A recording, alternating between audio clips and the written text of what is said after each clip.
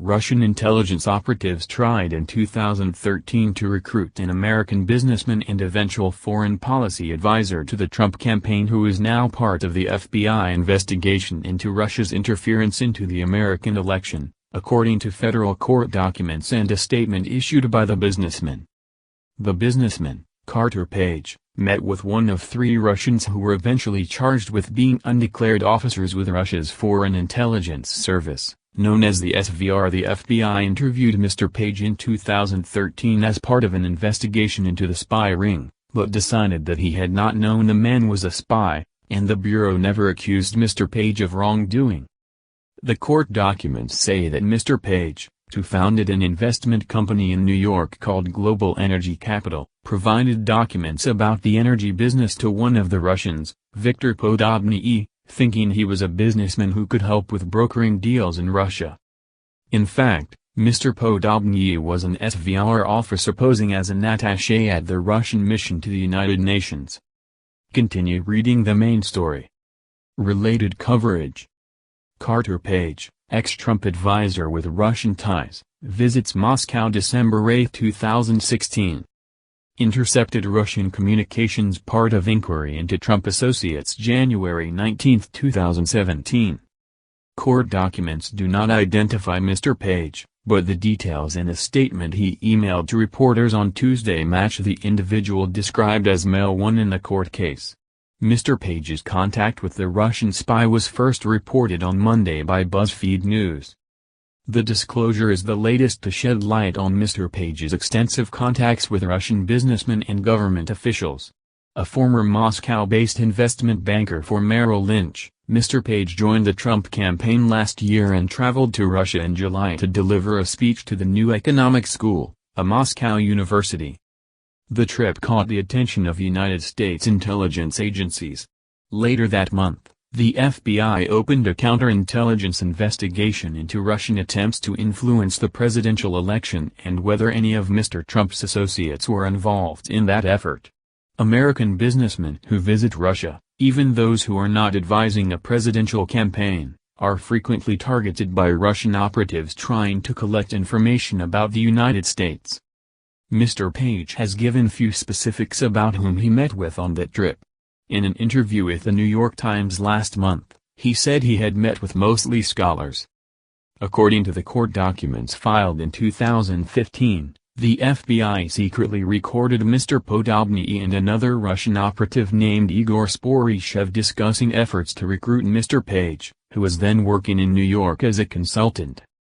To record their conversations, the FBI inserted a listening device into binders that were passed to the Russian intelligence operatives during an energy conference, according to a former United States intelligence official. The Russians then took the binders into a secure room where they thought they could evade American intelligence eavesdropping attempts. In a transcript of the conversation included in the court documents, Mr. Podobny tells his Russian colleague that Mr. Page frequently flies to Moscow and is interested in earning large sums of money. Mr. Page was apparently interested in striking a deal with Gazprom, the Russian state-run oil firm, according to the transcript. Mr. Podobny called Mr. Page an idiot but said he was enthusiastic. Russian intelligence officers had been given the task of gathering information on potential United States sanctions against their country, according to the FBI, and the 3 men were focused on economic issues in particular. The third Russian spy, Evgeny Beryakov, posed as an employee of a Russian bank. Mr. Sporishev worked as trade representative of the Russian Federation in New York. Mr. Podobny promised through his contacts with Russian trade officials to steer contracts to Mr. Page. "I will feed him empty promises," he was overheard saying, according to the transcript. In June 2013, the FBI interviewed Mr. Page, who said he had first met Mr. Podobny at an energy symposium in New York earlier that year. Mr. Page said that he had exchanged emails with Mr. Podobny about the energy business, that they had met in person once to talk about the energy industry, and that he had also given Mr. Podobny documents about the energy business.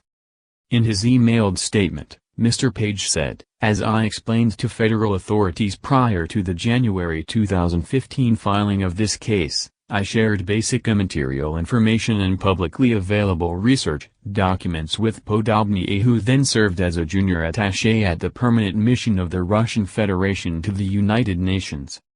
Mr. Page, who at the time was also teaching a course on energy and politics at New York University, said in his statement that he had given the Russian nothing more than a few samples from the far more detailed lectures I was preparing at the time for the students. Though charged, Mr. Podobny and Mr. Sporyshev were protected by diplomatic immunity from arrest and prosecution while in the United States, but Mr. Beryakov, who was working under what is known as non-official cover, had entered the United States as a private citizen and did not have diplomatic immunity. Mr. Beryakov was arrested in 2015 and later pleaded guilty to conspiring to act as an unregistered foreign agent. Last year, he was sentenced to 30 months in prison.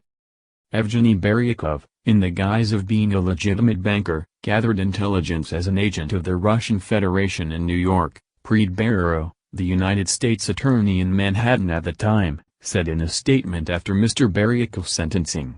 He traded coded messages with one of his Russian spy co-defendants, who sent the clandestinely collected information back to Moscow.